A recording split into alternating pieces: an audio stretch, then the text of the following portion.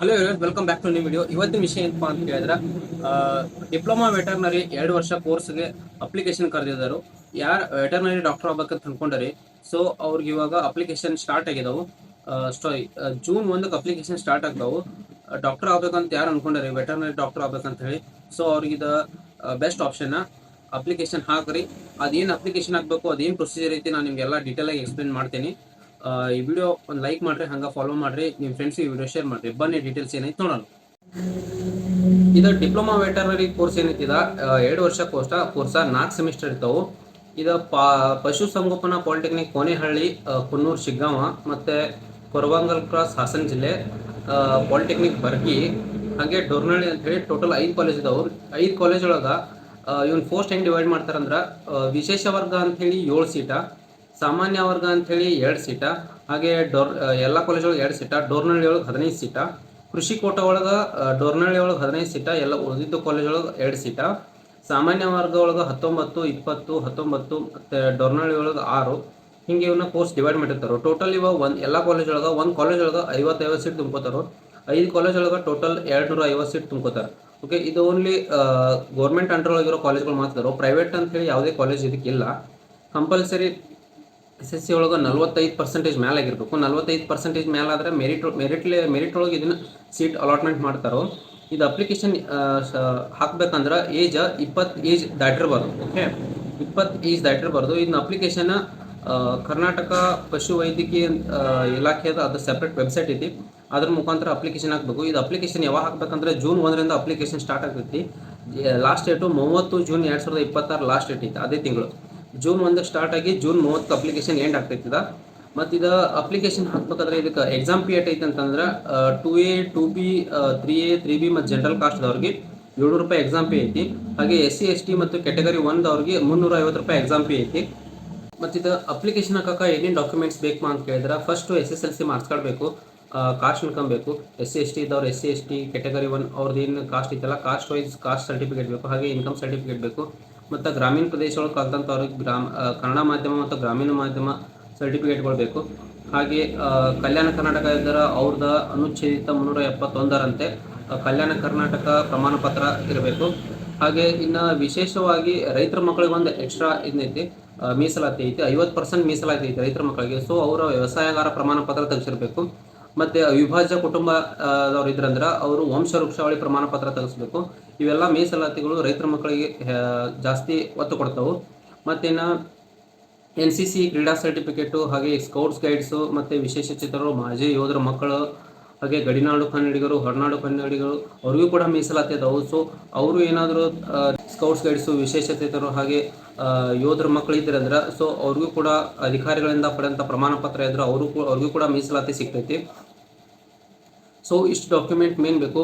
Main documents ಏನಪ್ಪಾ ಅಂತ ಕೇಳಿದ್ರೆ, SSLC marks card, Aadhaar card, cost income, ಹಾಗೆ ವ್ಯವಸಾಯಗಾರ ಪ್ರಮಾಣ ಪತ್ರ, ಸ್ಪೋರ್ಟ್ಸ್ ಆಡಿದ್ರೆ ಸ್ಪೋರ್ಟ್ಸ್ ಸರ್ಟಿಫಿಕೇಟು ಬೇಕು.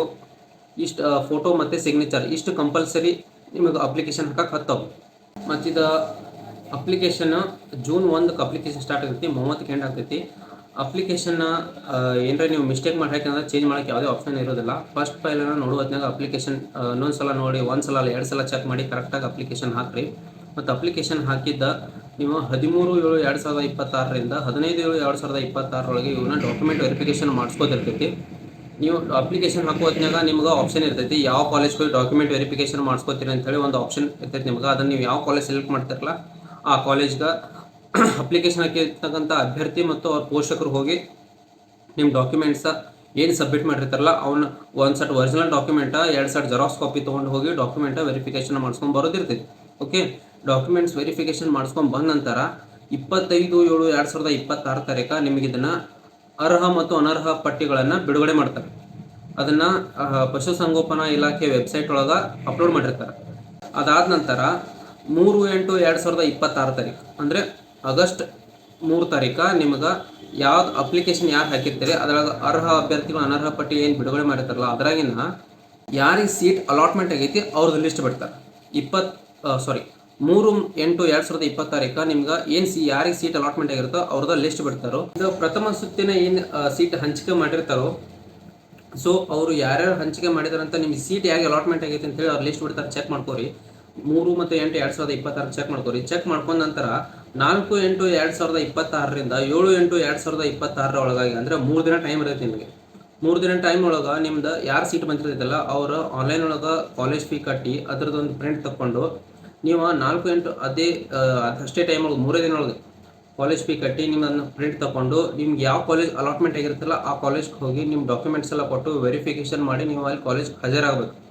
ಇನ್ ಕೇಸ್ ನೀವು ಹಾಜರಾಗಲಿಲ್ಲ ಅಂದ್ರೆ ನೆಕ್ಸ್ಟ್ ನಿಮ್ಗೆ ಮುಂದಿನ ರೌಂಡ್ ಒಳಗೂ ಸೀಟ್ ಸಿಗಂಗಿಲ್ಲ, ನಿಮ್ಗೆ ಅದನ್ನು ನೀವು ಅಭ್ಯರ್ಥಿ ಅಂತ ಪರಿಗಣಿಸಂಗಿಲ್ಲ ಅವ್ರು ನಿಮ್ಮನ್ನ. ಓಕೆ, ಮತ್ತು ನೀವು ನೆಕ್ಸ್ಟ್ ಇಯರೇ ಟ್ರೈ ಮಾಡಬೇಕು. ಏಜ್ ಮುಗಿದ್ರೆ ಮುಗೀತು, ಏನು ಮಾಡೋಕ್ಕೆ ಬರೋಂಗಿಲ್ಲ. ಓಕೆ, ಇನ್ನು ಒಂದು ವೇಳೆ ಸೀಟ್ ಯಾರಿಗೆ ಹಂಚಿಕೆ ಆಗಿರಂಗಿಲ್ಲ ಅವ್ರದ್ದು 12/8/2026 ಹೊಸ ಲಿಸ್ಟ್ ಮತ್ತು ಸೆಕೆಂಡ್ ರೌಂಡ್ ಲಿಸ್ಟ್ ಬಿಡ್ತಾರೆ. ಸೊ ಅದ್ರಾಗ ನಿಮಗೆ ಮತ್ತೆ ಸೆಲೆಕ್ಟ್ ಆಗಿತ್ತಂತ ಅಂದ್ರೆ ಮತ್ತು ನಿಮ್ಗೆ 12/8/2026 ಏನು ಲಿಸ್ಟ್ ಬಿಡ್ತಾರೋ ಮತ್ತು ಅದನ್ನು ಚೆಕ್ ಮಾಡ್ಕೋರಿ. ಯಾರು ಸೆಲೆಕ್ಟ್ ಆಗಿರಂಗಿಲ್ಲ ಅವರು 12/8/2026 ಲಿಸ್ಟ್ ಬಿಡ್ತಾರೆ, ಸೆಕೆಂಡ್ ರೌಂಡ್ ಲಿಸ್ಟ್. ಅದ್ರೊಳಗೆ ಸೆಲೆಕ್ಟ್ ಯಾರಾಗಿರ್ತಾರೆ ಅವ್ರದ್ದು 13/8/2026ರಿಂದ 17/8/2026 ತನಕ ಅವ್ರಿಗೆ ಮತ್ತೆ ಕಾಲೇಜ್ ಫೀ ಕಟ್ಟಿ ಅವ್ರಿಗೆ ಹಾಜರಾಗಕ್ಕೆ ಅವ್ರಿಗೂ ಅವಕಾಶ ಇರ್ತದೆ 13ರಿಂದ 17 ತಾರೀಕು ತನಕ. ಓಕೆ, ಇಷ್ಟೆಲ್ಲ ಪ್ರೊಸೀಜರ್ ಕಂಪ್ಲೀಟ್ ಆಗುತ್ತಾನ ನಿಮ್ಮ ಕಾಲೇಜ್ ಅಡ್ಮಿಷನ್ ಮಾಡಿ ನೀವು ಹೋಗಿ ಹಾಜರಾಗುತ್ತಾನ ನಿಮ್ಮ mobile number Gmail I D ನಿಮ್ಮದೇ ಆಗಿರಬೇಕು, ಇಲ್ಲ ನಿಮ್ಮ ಪೇರೆಂಟ್ಸ್ ಆಗಿರಬೇಕು. ಬೇರೆದವ್ರದ್ದು ಯಾರ್ದು ಹಾಕಕ್ಕೆ ಹೋಗ್ಬೇಡ್ರಿ, ಮೊಬೈಲ್ ಅದು ಕಳ್ಕೊಬೇಡ್ರಿ, ಭಾಳ ಸೇಫ್ಟಿಯಾಗಿ ನೋಡ್ಕೊರಿ. ಓಕೆ, ಇನ್ನಿದ್ರ ಕಾಲೇಜ್ ಫೀ ಹೆಂಗಿಪ್ಪ ಅಂತ ಕೇಳಿದ್ರೆ ನೋಂದಣಿ ಶುಲ್ಕ, ಬೋಧನಾ ಶುಲ್ಕ, ಗ್ರಂಥಾಲಯ ಶುಲ್ಕ, ಪ್ರಯೋಗಾಲಯ ಶುಲ್ಕ, ಪ್ರವೇಶ ಶುಲ್ಕ, ಕ್ರೀಡಾ ಶುಲ್ಕ, ಹಾಗೆ ಶೈಕ್ಷಣಿಕ ಮಾಹಿತಿ, ವೈದ್ಯಕೀಯ ಶುಲ್ಕ, ಭದ್ರತಾ ಠೇವಣಿ, ಪರೀಕ್ಷಾ ಶುಲ್ಕ, ಗುರುತಿನ ಚೀಟಿ, ಜೀವ ವಿಮೆ ಅಂತ ಹೇಳಿ ಟೋಟಲ್ 7,430 ರೂಪಾಯಿ ನಿಮ್ಗೆ ಎಕ್ಸಾಮ್ ಫೀ ಐತಿದ ಫಸ್ಟ್ ಸೆಮಿಸ್ಟರ್ಗೆ. ಹಿಂಗೆ ನಾ ಏನು ಹೇಳಿಲ್ಲ ಇಷ್ಟೊತ್ತ ಅವನ್ನೆಲ್ಲ ನಿಮ್ಗೆ ಕಾಲೇಜ್ ಫೀ ಆಗಿ ಡಿವೈಡ್ ಮಾಡಿರ್ತಾರೆ.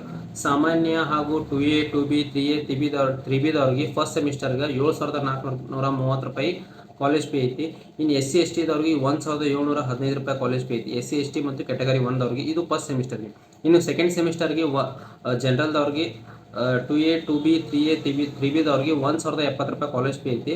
ಮತ್ತು ಇನ್ನು SC ST ಮತ್ತು ಕ್ಯಾಟಗರಿ 1ದವ್ರಿಗೆ 260 ರೂಪಾಯಿ ಕಾಲೇಜ್ ಫೀ ಐತಿ. ಮೂರನೇ ಸೆಮಿಸ್ಟರ್ದವ್ರಿಗೆ ಜನರಲ್ ಹಾಗೂ 2A 2B 3A 3B ಕಾಸ್ಟ್ದವ್ರಿಗೆ 6,850 ರೂಪಾಯಿ ಕಾಲೇಜ್ ಫೀ ಐತಿ. ಇನ್ನು SC ST ಕ್ಯಾಟಗರಿ 1ದವ್ರಿಗೆ 1,605 ರೂಪಾಯಿ ಕಾಲೇಜ್ ಫೀ ಐತಿ.